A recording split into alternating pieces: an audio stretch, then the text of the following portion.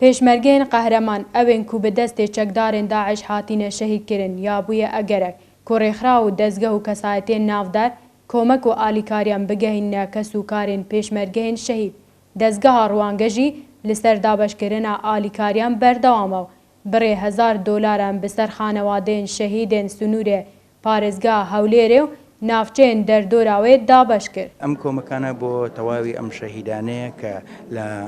مانگی حوزەیرانی 2014 تاکو دەگاتە 1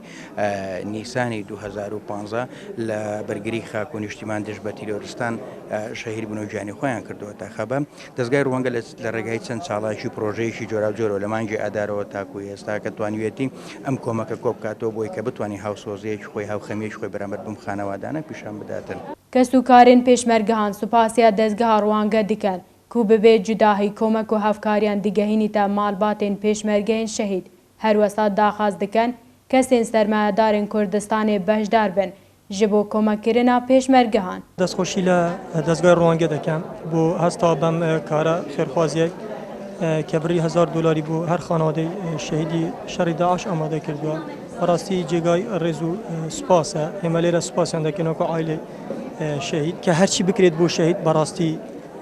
ناکات دلۆپێک خوێنی شەهید یان کەس و کاری شەهیدان لە ئازارەکانیان کەم نابێتەوە جێگای دەستخۆشی ئێمە وەکو ئایلێ شەهید داوا دەکەم ئەوانێکش هەموو ئەوەی سەرمایەدارە ئەوەی دەوڵەمەندە هاوکاری خێزان شەهید خاوەن کۆمپانیا هەر دەوڵەمەندێ یارمەتی شەهیدان بدە ئێمە مەمنونیان سوپاسیان دەکەین و هەر کەسێک کە دری نەرم بێ بەرامبەر بە شەهیدان